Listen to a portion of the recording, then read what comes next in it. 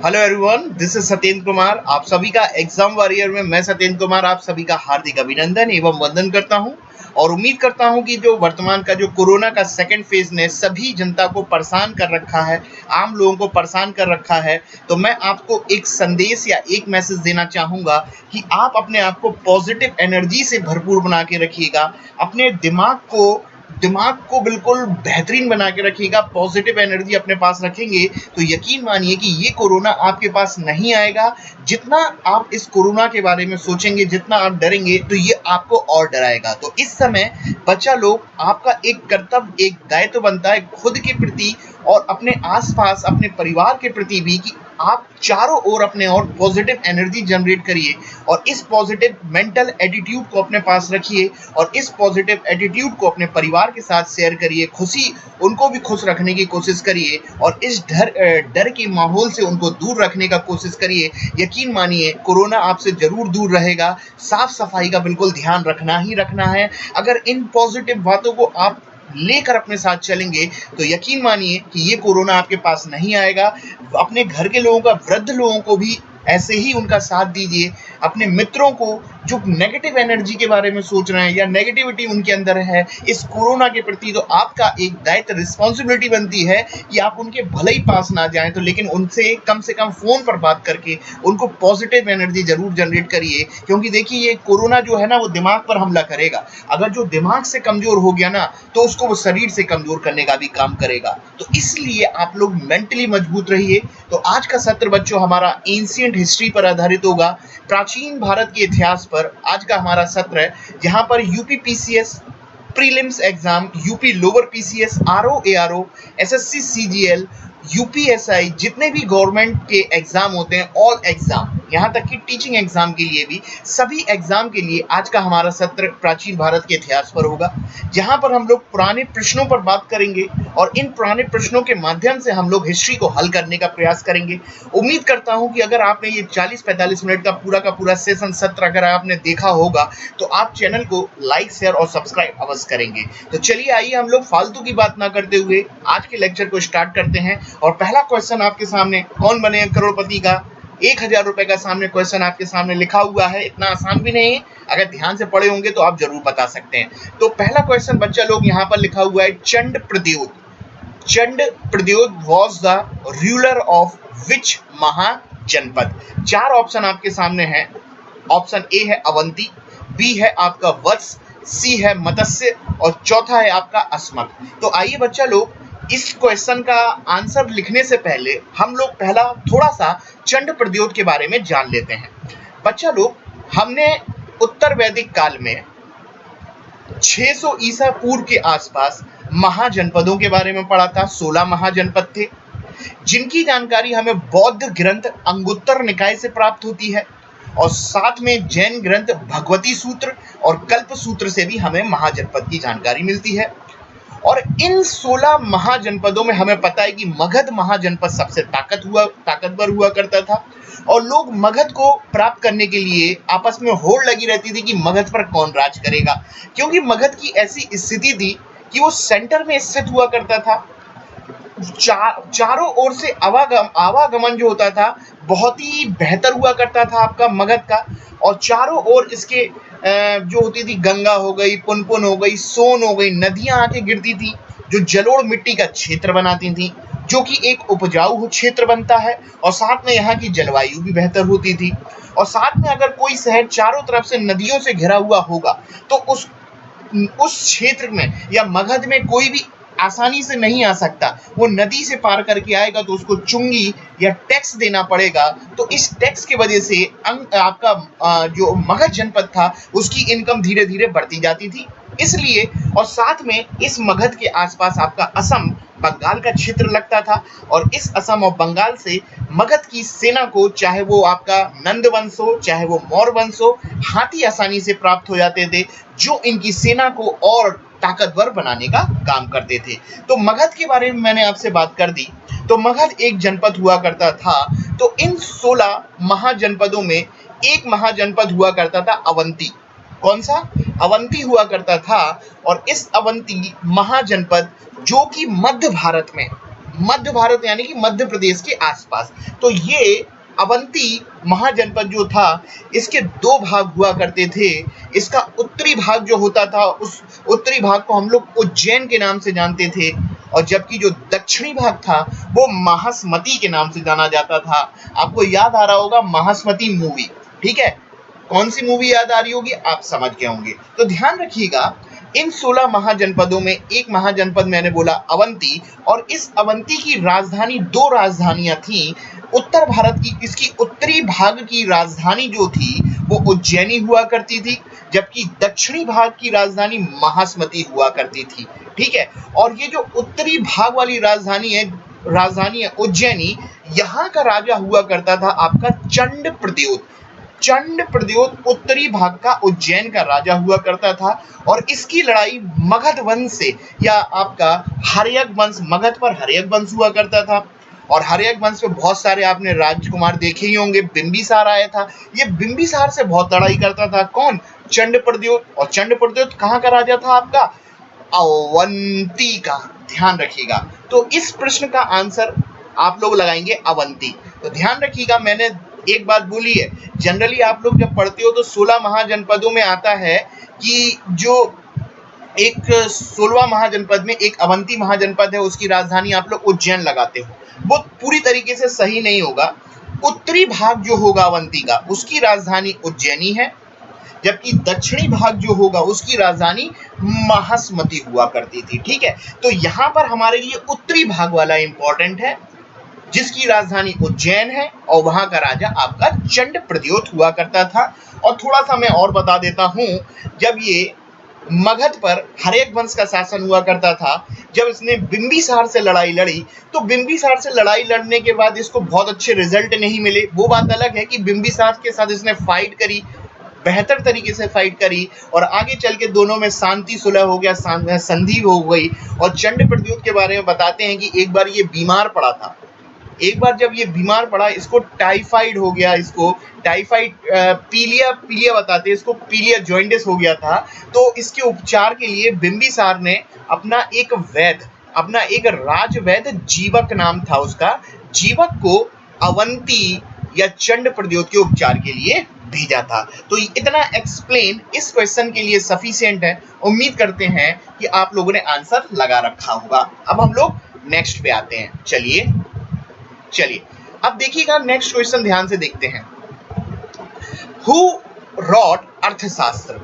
बहुत ही बेसिक सा क्वेश्चन है, केबीसी का, 1000 का कौन बनेगा करोड़पति का। लेकिन इसके पीछे जो कहानी है वो थोड़ी बहुत जरूर जानेंगे। अर्थशास्त्र, हु रॉट अर्थशास्त्र? चाणक्य, कालिदास, कुमारगुप्त, कलहन।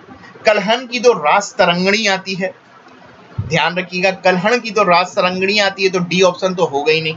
कालिदास जो थे वो शेक्सपियर बोला जाता है, उन्होंने भी नहीं लिखा अर्थशास्त्र। तो भाई अर्थशास्त्र लिखा किसने? बच्चा लोग, अर्थशास्त्र लिखा है अखंड भारत के निर्माता और मौर्य वंश को स्थापित करने वाले गुरु आचार्य चाणक्य ने लिखा। और इन चाणक्य का नाम था विष्णुगुप्त, और विष्णुगुप्त चाणक्य को कौटिल्य के नाम से जानते थे।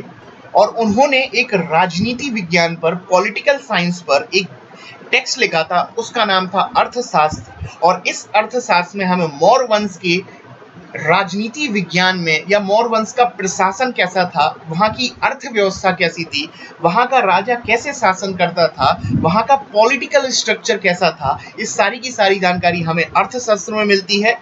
और जनरली हम लोग जब एक वर्ड अगर आपसे पूछा जाए कि अर्थशास्त्र ने सबसे ज्यादा फोकस किस पे किया, तो आप पॉलिटिकल साइंस या राजनीति विज्ञान पर लगाओगे। लेकिन किसी भी राजनीति विज्ञान में या किसी भी देश में राजा को शासन करने के लिए या भारत में राज करने के लिए पॉलिटिकल साइंस में अर्थव्यवस्था भी आ जाती है, मेडिकल साइंस भी आ जाता है, आपका इनकम टैक्स भी आ जाता है, टैक्स वगैरह भी आ जाते हैं, चुंगी भी आ जाते हैं। तो सभी की जानकारी हमें अर्थशास्त्र में मिलती है। और ये प्राचीन भारत का संविधान भी कहा जाता है, क्योंकि संविधान का अर्थ होता है किसी देश को चलाने वाली शासन व्यवस्था और उससे संबंधित नियम। तो मौर्य वंश के जितने भी नियम थे शासन को चलाने के लिए, इस अर्थशास्त्र में हमें प्राचीन काल में देखने को मिलते हैं। और सर्वप्रथम विश्व स्तर पर इसको विश्व का प्रथम संविधान की संज्ञा भी दी जाती है।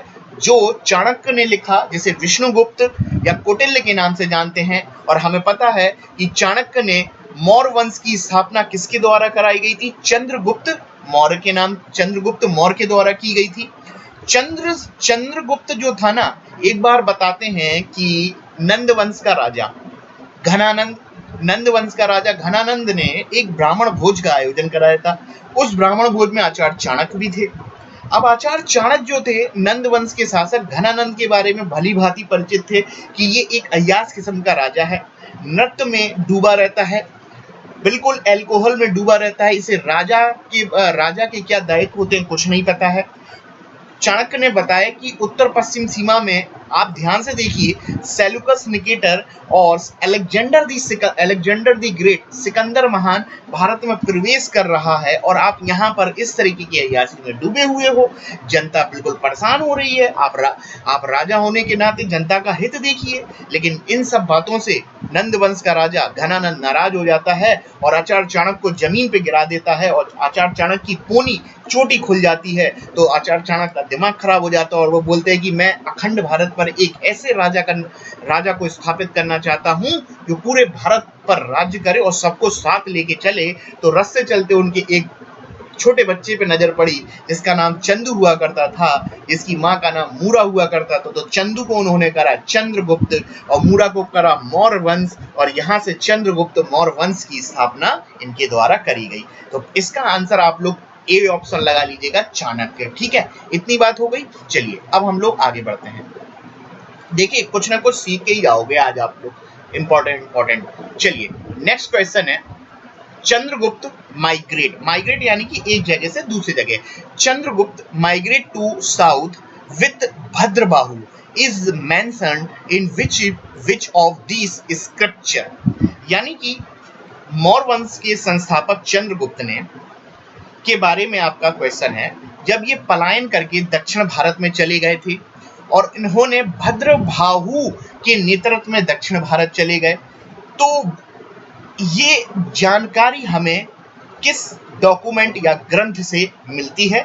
चार ऑप्शन आपके सामने सजे हुए रखे हुए। आइए हम लोग चंद्रगुप्त के बारे में थोड़ा सा डिस्कस करते हैं। बच्चा लोग, चंद्रगुप्त मौर्य जिनकी एक वाइफ का नाम हेलेना भी थी, जो कि यूनानी हुआ करती थी।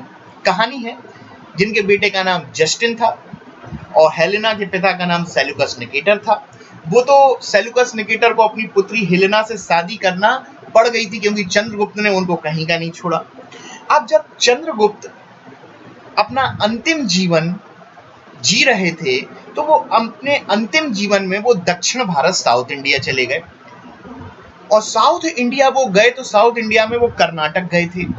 और कर्नाटक जब वो गए तो उन्होंने वहां पर कर्नाटक में भद्रबाहु के नेतृत्व में जैन धर्म को स्वीकार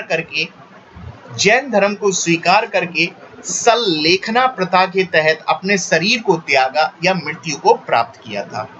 चंद्रगुप्त मौर्य ने अपना अंतिम जीवन दक्षिण भारत कर्नाटक में व्यतीत किया और वहां पर उन्होंने भद्रबाहु के नेतृत्व में जैन धर्म की दीक्षा ली और जैन धर्म की प्रथा सल्लेखना, जहां पर उपवास के माध्यम से, सल्लेखना का अर्थ होता है व्रत या उपवास के माध्यम से अपने शरीर को त्याग देना, या सल्लेखना को इस तरीके से व्यक्त किया गया है जब इंसान को लगे कि उसने कुछ ऐसे कर्म किए हैं जो सही नहीं है, अब वो पश्चाताप करना चाहता है, तो शरीर का त्याग व्रत के माध्यम से अपने शरीर को त्याग देना सल्लेखना प्रथा कहा जाता है। तो इसी सल्लेखना प्रथा के तहत चंद्रगुप्त मौर्य ने अपने प्राण त्यागे और जैन धर्म को अपना लिया कर्नाटक में। और इन सब की जानकारी हम लोग को कल्प सूत्र में मिलती है। बच्चा लोग ध्यान में रखिएगा, बहुत इंपॉर्टेंट है। अब एक बात और बताता हूं मैं, जिस तरह हिंदुओं में हर 10 साल पे कुंभ होता है, तो ध्यान में रखिएगा जैनों में भी 12 साल में आपका कुंभ होता है कर्नाटक के श्रवणबेलगोला में। कर्नाटक के श्रवणबेलगोला में जैनों का महाकुंभ हर 12 वर्ष में आयोजित किया जाता है। और इस श्रवण बेलगोला में बच्चा लोग ध्यान रखिएगा, जैन संत बाहुबली गोमेतेश्वर का एक बहुत बड़ा स्टैचू स्थापित है, जहां इनकी पूजा अर्चना भी की जाती है। आ चुका है ये क्वेश्चन कि किस जैन सन्यासी की मूर्ति स्थापित है दक्षिण भारत में, कर्नाटक में। तो कर्नाटक में श्रवण बेलगोला टाउन में बाहुबली गोमेतेश्वर का स्टैचू स्थापित है, जो कि एक जैन संत है। और ये प्लेस जो है जैनों का महाकुंभ के रूप में फेमस है, ध्यान रखिएगा, हर 12 वर्ष में आयोजित होता है। तो चंद्रगुप्त से संबंधित जो मैंने बात करी, इसकी जानकारी कल्पसूत्र से मिलेगी, ठीक है, ध्यान रखिएगा। और मुद्रा राक्षस तो है ही नहीं है, मुद्रा राक्षस तो विशाखा दत्त ने लिखी थी गुप्त वंश के काल में, और ये तो मौर्य वंश की बात कर रहा है, और गुप्त वंश तो मौर्य वंश के काफी समय बाद आएगा, ठीक है। तो इसका आंसर लगा लिया होगा ए। चलिए अब आगे बढ़ते हैं। चलिए अब नेक्स्ट है, हु हैज रिटन मुद्रा राक्षस। मुद्रा राक्षस किसने लिखी? ऑप्शन ए है विशाखा विष्णुदत्त, ऑप्शन है माया मयूर, सी नागार्जुन, और डी है भावभूति। बहुत ध्यान से देखिएगा, थोड़ा हो सकता है स्पेलिंग थोड़ी सी गलत हो, तो उसको मैं सही कर देता हूं। सबसे पहले मैं बता देता हूं कि गुप्त काल में मुद्रा राक्षस लिखा गया, और इसको लिखने वाले विशाखा दत्त थे, विश्वदत्त नहीं, विशाखा दत्त है। इसका आंसर ए लगाइए, ठीक है। मुद्रा राक्षस विशाखा दत्त ने लिखी है। अब थोड़ा सा इसको एक्सप्लेन करते हैं। भाई नागार्जुन तो हो ही नहीं सकता, नागार्जुन तो बौद्ध भिक्षु था, बौद्ध भिक्षु से संबंधित शिक्षा ग्रहण करी थी, जिसे भारत का आइंस्टीन के नाम से भी जानते हैं। तो ये तो अलग चीज है, इसको हम लोग एक्सप्लेन करेंगे। सी ऑप्शन हो ही नहीं सकता। तो आंसर मैंने आपको बता दिया है, उसको आप लोग लगाइए। अब हम लोग आगे बढ़ते हैं। अगला क्वेश्चन इंपॉर्टेंट है भैया, हु रॉट मृच्छकटिकम। किसने मृच्छकटिकम नामक पुस्तक लिखी? सबसे पहले गुप्त वंश में हमें पता है, गुप्त काल को स्वर्ण युग, गोल्डन पीरियड के नाम से भी जानते हैं। गोल्डन पीरियड इसलिए नहीं कि यहाँ पर सोना बहुत ज्यादा था, हाँ सोने के सिक्के चलते थे, ये सच है, लेकिन गुप्त काल को गोल्डन एज कहने का अर्थ इस अर्थ में बताया गया है कि इनके दरबार में अकबर के नवरत्न की तरह ही 9 दिग्गज रहा करते थे, जो किसी पर्टिकुलर फील्ड में एक्सपर्ट थे, चाहे वो मंदिर बनाने की कला में हो, चाहे वो नॉलेज के मामले में हो, चाहे वो गणितज्ञ के मामले में हो, वरहामीर, आर्यभट्ट, जीरो की खोज, दशमलव की खोज, सूर्य सिद्धांत, सूर्य ग्रहण कैसे होता है, चंद्र ग्रहण कैसे होता है, एक से एक दिग्गज इनके दरबार में रहा करते थे। चंद्रगुप्त विक्रमादित्य 2 के दरबार में। तो ऐसे पढ़े लिखे लोग जो नॉलेजेबल पर्सन रहते थे, चाहे वो मंदिर बनाने के, चाहे वो बिल्डिंग बनाने में, चाहे वो गणित के, चाहे वो साहित्य के मामले में, इसलिए तमाम रीजनों की वजह से इसको गोल्डन एज के नाम से जाना जाता है, प्राचीन भारत का, ठीक है। तो यहाँ पर एक मृच्छकटिकम का नाम आया है, जो गुप्त काल में देखने को मिलती है कि मृच्छकटिकम पुस्तक किसने लिखी। तो बच्चा लोग, गुप्त काल में मृच्छकटिकम जो लिखी थी वो शूद्रक के द्वारा लिखी गई है। ध्यान रखिएगा, इसमें एक love story angle, upper caste और लोअर कास्ट के बीच में एक प्रेम संबंधों की जानकारी, लव स्टोरी की जानकारी मृच्छकटिकम में देखने को मिलती है। बहुत ही बेहतरीन पुस्तक है, अगर आप पढ़ना चाहे तो पढ़ भी सकते हैं, क्योंकि शूद्रक के द्वारा लिखी गई है। ऑप्शन बी आपका सही है। आगे बढ़े, चलिए, उम्मीद करता हूं कि आप लोग समझ गए होंगे। चलिए अब नेक्स्ट क्वेश्चन है, इन विच rock edicts the information of Ashok visit to Bodh Gaya is found। कौन सा हमें अभिलेख अशोक का जो अशोक के बारे में बताता है कि अशोक ने बौद्ध गया में गया था, उसकी जानकारी हम लोग को किस अशोक के चट्टान के अभिलेख से प्राप्त होती है कि अशोक ने विजिट करी बौद्ध गया। अब जानते हो कि अशोक ने बौद्ध धर्म अपना लिया था, तो बौद्ध धर्म अपनाने के बाद वो बुद्ध ने जहां ज्ञान प्राप्त किया और जहां जन्म लिया, वहां पे गया था वो, और वहां पे टैक्स की दर कम कर दी थी, ध्यान रखिएगा।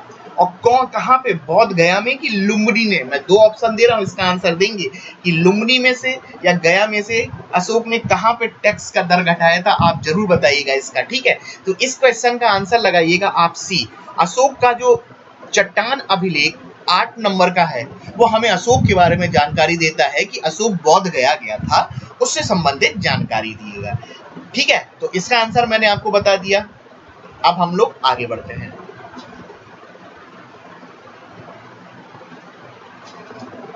अब नेक्स्ट क्वेश्चन है, how many parts of state has been describe by the Chanakya in Arthashastra. वो ये बोलना चाह रहा है हाउ मेनी पार्ट्स। यहां पर चाणक्य ने जो अर्थशास्त्र लिखा वहां पर स्टेट के कितने पार्ट हुआ करते थे या स्टेट के कितने महत्वपूर्ण अंग हुआ करते थे चाणक्य के अर्थशास्त्र में, जहां उन्होंने अर्थशास्त्र में स्टेट के कुछ पार्ट्स के रूप में डिस्क्राइब किया है। ठीक है, अब इसको बहुत ध्यान से समझिएगा। आचार्य चाणक्य बहुत अच्छे से जानते थे कि अगर हमें एक बेहतर राज्य अखंड भारत स्थापित करना है तो इस अखंड भारतवर्ष को अपने पड़ोसी देशों के साथ संबंध बेहतर बनाना है और साथ में देश को बेहतर चलाने के लिए एक संविधान की जरूरत पड़ेगी जो आपका अर्थशास्त्र होगा। इस अर्थशास्त्र में पॉलिटिकल साइंस की जानकारी तो होगी ही होगी, साथ में चुंगी कितने प्रकार की होगी, टैक्स कितने प्रकार के होंगे, income tax, direct tax, indirect tax, सारी की सारी जानकारी अर्थशास्त्र में देखने को मिलती। इतना ही नहीं, एक राज्य को अपने पड़ोसी के साथ बेहतर संबंध स्थापित करना चाहिए और सारी की सारी आचार्य चाणक्य ने ये जानकारी जो दी है कि एक स्टेट के लिए कितने ऑर्गन होते हैं, तो उस थ्योरी को जाना जाता है सप्तांग मॉडल। सप्तांग यानी कि 7 सप्तांग मॉडल। जब हम लोग हिस्ट्री पढ़ेंगे, चाणक्य का अर्थशास्त्र पढ़ेंगे, तो चाणक्य का सप्तांग मॉडल हम लोग बहुत ध्यान से देखेंगे। सप्तांग मॉडल में 7 चीजें बताई गई हैं कि हमारे पड़ोसी देशों से संबंध बेहतर होना चाहिए, एक राजा के पास उसका मंत्री परिषद होना चाहिए और मंत्री परिषद के साथ साथ राजस्व व्यवस्था बेहतर होना चाहिए। तो ऐसे ऐसे 7 पॉइंटों की जानकारी एक स्टेट में होना चाहिए। ये आचार्य चाणक्य के द्वारा अर्थशास्त्र में दी गई है और उस थ्योरी को आचार्य चाणक्य ने सप्तांग मॉडल के नाम से नाम जाना है। तो इसका आंसर डी लगाइएगा, सप्तांग यानी कि 7। चलिए, मुझे उम्मीद करता हूं कि ये चीज आप समझ गए होंगे। चलिए, नेक्स्ट है, which new post was created by Ashok.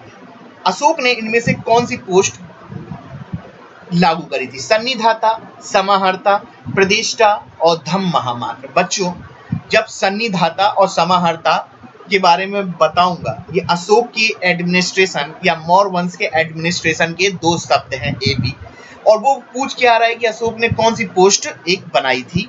देखिएगा, जब अशोक ने कलिंग लड़ाई लड़ ली, 13वें शिलालेख हमें पता है, अशोक ने कलिंग लड़ाई लड़ ली, उड़ीसा को जीत लिया। जब उसका हृदय पिघलता है कि अब उसने सोचा कि अब लड़ाई नहीं करें, धेरी घोष की जगह धम्म घोष की नीति अपनाए, यानी कि शांति व्यवस्था अपनाए और लड़ाई झगड़ा बंद कर दें, लोगों के पलायन के लोगों के कल्याण के लिए काम किया जाए। तो लोगों के कल्याण के लिए कार्य करने के लिए, और बाद में जब अशोक ने बौद्ध धर्म को अपना लिया, तो बौद्ध धर्म अपनाने के बाद उसने कुछ अधिकारियों की नियुक्ति करी जिसे धम्म महामात्र के नाम से जानते थे, जिसका कर्तव्य होता था जनता के बीच में धम्म का उपदेश देना। और धम्म का अर्थ होता है लोगों के लिए कल्याणकारी कार्य करना और लोगों को बताना कि लोगों के कल्याण में ही सब कुछ है। और साथ में इधर पे ये भी बोला अशोक ने कि राजा का हित प्रजा के हित में है और प्रजा का हित राजा के हित में है। और धम्म महामात्र एक ऐसा पद होता है, जैसे धम्म से ही पता चल रहा है कि एक ऐसा उपदेश देना जिससे लोगों का कल्याण हो सके, और इनकी नियुक्ति अशोक के द्वारा की गई थी। ऑप्शन डी आपका बिल्कुल सही है। चलिए आगे बढ़ते हैं। चलिए, नेक्स्ट है, Dipavamsa Mahavamsa tax is associated which which country. देखिएगा, दीपवंश और महावंश टैक्स जो है वो श्रीलंका से कनेक्ट है, आपका ध्यान रखिएगा। Dipavamsa Mahavamsa tax is associated with which country, तो आप लोग श्रीलंका लगाएंगे। ये मौर्य वंश के समय हम लोग को उसके समय और कुछ समय बाद देखने को मिलता है। ठीक है, आगे बढ़ते हैं। इंपॉर्टेंट है भैया ये question. Who was victories in 10 Rajan war? 10 राजन के लड़ाई में कौन जीतता है? सुदास, भालनास, सिबी, तुर्बस। बहुत ध्यान से सुनिएगा। ऋग्वेद काल में कुछ कबीले हुआ करते थे जहां 5 कबीले इंपॉर्टेंट थे, और इन 5 कबीलों में बताया जाता था, या आर्यों के कुछ कबीले थे जिन्हें 5 कबीले फेमस थे, जिन्हें पंचजन के नाम से जानते थे। और एक कबीला हुआ करता था, उस कबीले का नाम हुआ करता था आपका भरत कबीला। क्या? भरत कबीला हुआ करता था, और इस भरत कबीले का राजा हुआ करता था सुदास। और इस सुदास की बारे में बताया जाता है 10 राजाओं से लड़ाई हुई थी, और इन 10 राजाओं से जब इसने 10 राजाओं से लड़ाई लड़ी, तो यह लड़ाई जो हुई थी रावी नदी पर हुई, और रावी नदी को हम लोग प्राचीन काल में परसुणी नदी के नाम से जानते हैं। तो इस सुदास ने, जो कि भरत कबीले से था, 10 राजाओं को हरा दिया रावी नदी पर, परसुणी नदी पर। तब से 10 राजाओं को हराने के बाद इसके कबीले भरत के नाम से, भारत का नाम भारतवर्ष होके आया, क्योंकि भरत कबीले के नाम से था। और थोड़ा सा और मैं बता देता हूं, जब 10 कबीले या 10 राजा हार गए, तो उनमें से एक कबीला हुआ करता था पुरु। पुरु कबीला हुआ करता था। पुरुओं ने बोला अब हार तो गए हैं, हाँ मानते हैं ताकतवर है, झुक नहीं सकते हैं, लेकिन एक काम करते हैं, सुदास से दोस्ती कर लेते हैं। सुदास से पुरुओं ने कर ली दोस्ती, और दोस्ती करने के बाद एक नया कुल बनाया जिसे कुरु के नाम से जाना गया। आगे चल के यही कुरुक्षेत्र होगा, और यही कुरु आगे चल के उत्तर वैदिक काल में पांचालों से दोस्ती करेगा। तो पांचालों से दोस्ती करने के बाद आपका कुरुक्षेत्र का निर्माण होगा, और यही कुरुक्षेत्र जो है ना, हस्तिनापुर, मेरठ और दिल्ली के आसपास का क्षेत्र है, जो महाभारत के भी अंश आप समेट सकते हो, जो मैं बताना चाह रहा हूँ। तो यहाँ पर तो आप इतना सा ध्यान रखिए, 10 राज में सुदास विजयी हुआ था, 10 राजाओं को हराया था, किस नदी पर हुआ था, और कैसे कुरुक्षेत्र हस्तिनापुर का निर्माण हुआ उत्तर वैदिक काल में, हम लोग आगे के लेक्चर में जरूर डिस्कस करेंगे। चलिए अभी तो बढ़ते हैं हम लोग। What was the name of river Chenab known during Vedic period? Chenab को किस नाम से जाना जाता था? तो बच्चा लोग, चिनाब को विविस्ता तो हो ही नहीं सकता, विस्तस लिखा हुआ है ना, इसको विविस्ता भी कर सकते हैं हम लोग, ध्यान रखिएगा। वितिस्ता या विविस्ता बात एक ही है, जिसे हम लोग झेलम के नाम से जानते हैं, या हाइडे स्पीच के नाम से जानते हैं।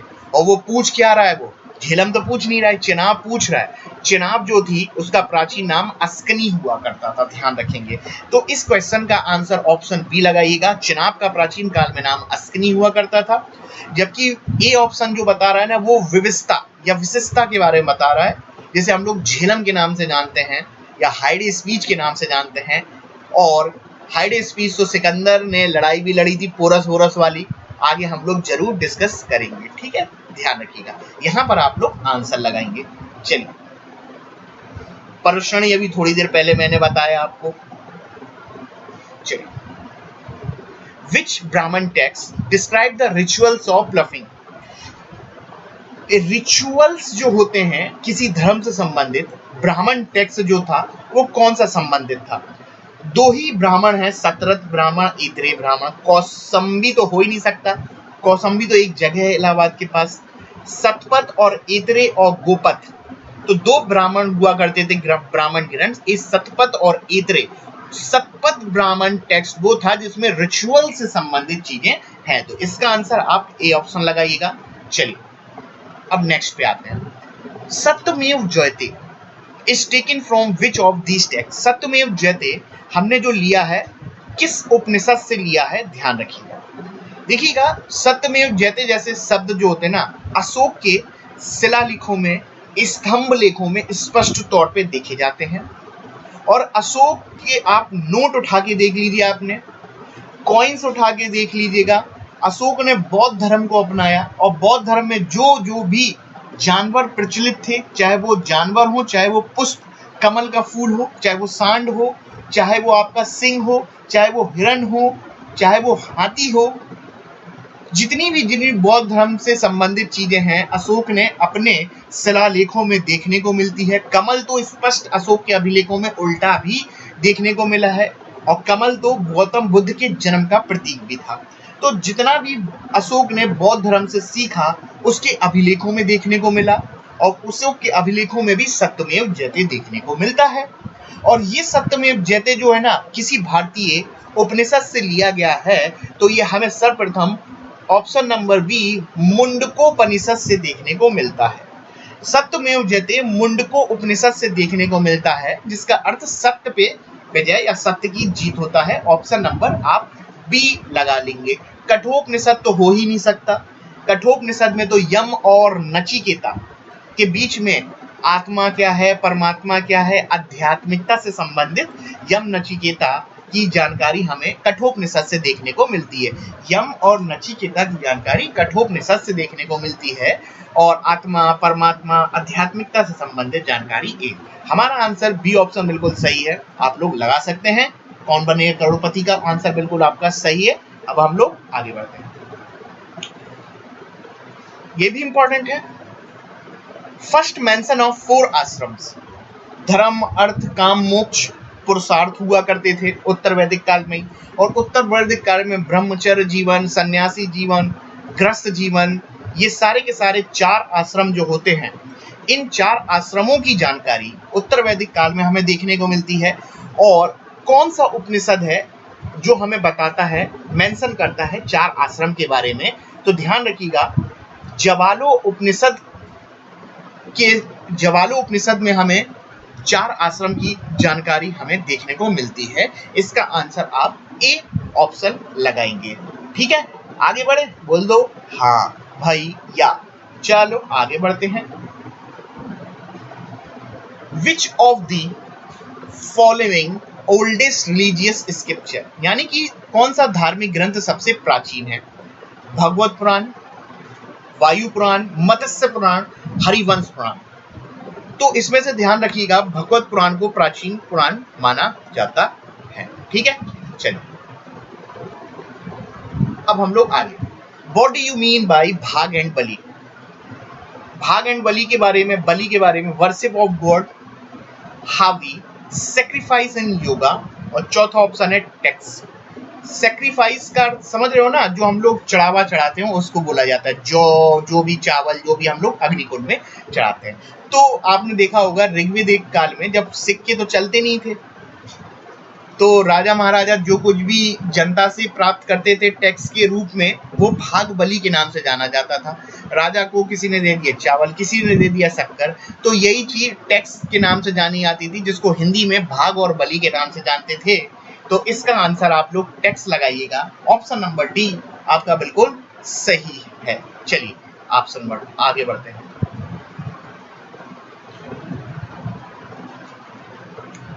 Which principle Mahavir Swami added into the 4 principle of Parshvanath? हमें पता है पार्श्वनाथ पहले आए थे और 24वें नंबर पे महावीर आए थे। तो पार्श्वनाथ जो थे उन्होंने, चाहे वो हिंदू धर्म हो, चाहे बौद्ध धर्म हो, चाहे जैन धर्म हो, 4 प्रिंसिपल पहले से चले हुए आ रहे थे। अहिंसा, अपरिग्रह, आस्तेय। अहिंसा आप समझ सही हो। अपरिग्रह का अर्थ होता है इकट्ठा ना करना संपत्ति किसी चीज को। आस्तेय का अर्थ होता है चोरी ना करना। तो इनमें से 4 प्रिंसिपल में से 4 प्रिंसिपल तो पार्श्वनाथ ने दिए थे, तो महावीर ने कौन सा जोड़ा था? तो ध्यान रखिएगा महावीर ने ब्रह्मचर्य जीवन जोड़ा था। ध्यान रखिए महावीर ने ब्रह्मचर्य, 5वां जो था ना पंच महाव्रत में ब्रह्मचर्य जो था महावीर ने जोड़ा था, जबकि 4 जो थे वो पार्श्वनाथ के समय से ही चले हुए आ रहे थे। ठीक है, हो गई बात। चलो आगे बढ़ते हैं। नेक्स्ट है who presided first Buddhist council, यानी कि पहली बुद्ध काउंसिल के अध्यक्ष कौन थे? इंपॉर्टेंट है, बहुत इंपॉर्टेंट है। पहली बौद्ध संगीति का जो आयोजन हुआ था, सपाकमी, शूलभद्र, महाकश्यप। तो सिंपल सा आंसर लगाएंगे महाकश्यप। पहली बौद्ध संगीति जो थी उसके अध्यक्ष महाकश्यप थे। और पहली बौद्ध संगीति जो थी वो हर्यक वंश के समय हुई थी, और हर्यक वंश का उस समय राजा हुआ करता था अजातशत्रु। बिहार में हुई थी, सप्तपर्णी गुफा में हुई थी, अजातशत्रु के शासन काल के समय हुई थी। अजातशत्रु जो हर्यक वंश का हुआ करता था। और पहली बौद्ध संगीति की अध्यक्षता कश्यप ने करी थी। और इस संगीति में बुद्ध की जो शिक्षाएं हैं, जिसको पिटक के नाम से जाना जाता है, पिटक यानी टोकरी, और इस टोकरी में बुद्ध की शिक्षाएं हैं। टोकरियों का विभाजन किया गया, जैसे सुत्त पिटक को अलग किया गया, विनय पिटक को अलग किया और धम्म पिटक को अलग किया। कुल मिलाके ये कह सकते हैं बुद्ध की शिक्षाओं को पिटकों के रूप में विभाजित किया गया, सुत्त पिटक, विनय पिटक। अब सुत्त पिटक क्या है, विनय पिटक क्या है, हम लोग नेक्स्ट जो लेक्चर आएगा एमसीक्यू का, वहां पर हम लोग फिर से क्वेश्चन के माध्यम से आपको वहां पर समझाएंगे। ठीक है, जैसे विनय का अर्थ तो आचार होता ही है, लेकिन हम लोग विस्तार से जानेंगे। अभी ध्यान रख लीजिएगा, महाकश्यप कौन सा राजा था, कहाँ जगह थी, ये सब ध्यान रखना है। हाँ, जगह ध्यान रखिएगा, राजगीर या राजगृह, राजगीर या राजगृह में हुई थी पहली। चलिए आगे बढ़ते हैं, ऑप्शन तो आपने लगा ही लिया होगा। अब नेक्स्ट है आपका, नेक्स्ट क्वेश्चन है, nothing definite can be said about any subject. Nothing definite can be said about any subject, यानी कि कुछ भी नहीं कह सकते पूरी तरीके से सच। डेफिनेट यानी कि निश्चित, किसी सब्जेक्ट या किसी विषय या किसी ऑब्जेक्ट के बारे में। और यह प्रिंसिपल जो था जैन प्रिंसिपल के नाम से जाना जाता है। और ये जैन का कौन सा प्रिंसिपल है, वो नाम क्या था, वो हमें बताना है। अनीश्वरवाद बिल्कुल हो ही नहीं सकता, जैनवाद दोनों ही ऑप्शन अलग है। और तीसरा है स्यादवाद और चौथा है आपका कर्मवाद। बिल्कुल, तो इन चार में से आप ए और बी तो हटा ही दीजिए। और वो किसी ऑब्जेक्ट के बारे में बोल रहा है कि किसी ऑब्जेक्ट के बारे में एक बात पूरी तरीके से बोलना, ऐसा हो ही नहीं सकता। और ऐसी थ्योरी जैन धर्म में दी गई थी, किस नाम से, तो ऑप्शन लगाइएगा स्यादवाद। अब क्या होता है स्यादवाद, ध्यान से समझेंगे। स्यादवाद को सप्तभंगी न्याय के नाम से भी जानते हैं। किस नाम से, सप्तभंगी न्याय। यहाँ पर सप्त का अर्थ होता है सात और भंगी न्याय का अर्थ होता है सात तरीके के निर्णय। सात तरीके के निर्णय किसी विषय वस्तु के प्रति बताना, हमें सप्तभंगी न्याय के नाम से जानते हैं उसको, या हम लोग स्यादवाद के नाम से जानते हैं। जैसे स्याद में भी सात आ रहा है। अब होता क्या है, बहुत से लोग समझते हैं कि उन्होंने जो पढ़ लिया वही चीज सही है, या अकेली मछली जल में है तो वो अपने आप को सबसे बड़ा डॉन या राजा समझेगी कि जो वो कर रही है वही चीज सही है। लेकिन ऐसा नहीं होता। दूसरे की ओपिनियन का, दूसरे की बात का सम्मान किया जाता है, उसकी बात को सही समझा जाता है। ऐसा नहीं कि आप जो सोच रहे हो वही निर्णय, वही बात सही हो। सात तरीके की बात हो सकती है, इनमें से कुछ भी बात सही हो सकती, किसी एक को पूरी तरीके से सही मान लेना, वो दूसरे के ओपिनियन का तिरस्कार करना है, या ये बोले ये चीज सही नहीं है। इसी से संबंधित जानकारी स्यादवाद या अनेकांतवाद के नाम से जानी जाती है, जिसे हम लोग सप्तभंगी न्याय के नाम से जानते हैं, जहां पर सात निर्णय डिफरेंट तरीके के हो सकते हैं किसी भी वस्तु विशेष के प्रति। और यहाँ पर महावीर ने हाथी का एग्जाम्पल दिया था, याद कीजिए। हाथी का एग्जाम्पल दिया था कि एक व्यक्ति को हाथी के पास ले जाया गया और उसके आंख में पट्टी बांध दी गई। और जब पट्टी बांधने के बाद हाथी के पास ले जाया गया, उसको बताया नहीं कि ये हाथी है। और जब उसने हाथी की सूंड पकड़ी तो उसको लगा कि ये क्या भैया, ये पिलर स्तंभ सा आ गया है। जब उसने पूंछ पकड़ी तो उसे लगा कि ये तो सांप जैसा है। जब उसके कान पकड़े तो उसको लगा कि ये केले के पत्ते जैसे कुछ हैं। लेकिन एक्चुअल में क्या है, सारे के सारे आंसर तो पूरी तरीके से सही दे नहीं रहे थे। वो 7 जजमेंट दे रहे थे, एक जजमेंट नहीं आ पा रहा था, वो सही तरीके से आंसर नहीं दे पा रहा था आदमी। ठीक है, किसी वो बोल रहा था पूंछ को बोल रहा था सांप है, पैर को बोल रहा था ये एक स्तंभ है लोहे का। यानी कि इसी तरीके का 7 चीजें सही हो सकती हैं, एक ओपिनियन जरूरी नहीं है वो आपका सही हो। वहीं पर उन्होंने हाथी वाले एग्जाम्पल के माध्यम से यहाँ पर इन्होंने अपनी बात रखी और समझाने की कोशिश करी। जब तक चीजें आप देख ना लो, समझ ना लो, निर्णय सही तरीके से वो ना कर लो, तो अपनी बात को पूरी तरीके से सही कहना वो सही नहीं होता। रियलिटी कुछ और भी हो सकती है। इसी से संबंधित इनका सिद्धांत था। उम्मीद करता हूं कि आज के लेक्चर में जो मैंने यहाँ पर क्वेश्चंस के माध्यम से, एमसीक्यू के माध्यम से एंशिएंट हिस्ट्री पर कुछ क्वेश्चन आपको सॉल्व कराया। जल्दी हमारा नेक्स्ट लेक्चर आएगा। उम्मीद करता हूं कि अगर आपने पूरा लेक्चर देखा होगा तो आप लाइक शेयर सब्सक्राइब में कंजूसी बिल्कुल नहीं करेंगे। और इस कोविड में कोरोना में आप अपने टीचर से कनेक्ट हो रह के चलिए, क्योंकि हम जानते हैं कि कोविड ने सबसे ज़्यादा परेशान अगर किसी को करा है तो कोचिंग इंडस्ट्री को तो सबसे पहले परेशानी झेलने को देखने को मिली। जैसे कि हम लोग तो टीचर्स एसोसिएशन से कुछ है ही नहीं है, लेकिन इतनी सब विपरीत परिस्थितियों में भी किसी भी टीचर ने पढ़ाना नहीं छोड़ा। तो इस समय मैं ये चाहूँगा कि गुरु शिष्य की परंपरा को आगे ले जाने का कार्य करिए। अगर आप मुझसे पढ़ रहे हो नहीं पढ़ रहे हो ये मैटर नहीं करता, लेकिन अपने टीचर से कनेक्ट रहिए, उनको मोटिवेट करने की कोशिश करिए, क्योंकि आपके जीवन के चरम लक्ष्य तक आपको जॉब तक ले जाने तक उस टीचर ने, उस इंस्टीट्यूट ने आपके साथ भरपूर मेहनत करी है। तो उम्मीद करता हूँ इस लेक्चर को आप लाइक शेयर सब्सक्राइब जरूर करेंगे और अपने टीचर, मुझसे नहीं कहीं से भी पढ़ रहे हो उससे जुड़े रहिए। यही परंपरा गुरु शिष्य की होती है जो रियलिटी में हम देखना चाहते हैं। उम्मीद करता हूं कि आज का लेक्चर एग्जाम वॉरियर सत्येंद्र के माध्यम से आपने ध्यान से सुना होगा। जल्दी हम लोग चाइल्ड साइकोलॉजी पर अपना लेक्चर लेकर आते हैं। जल्दी मिलते हैं। धन्यवाद। Okay, bye bye.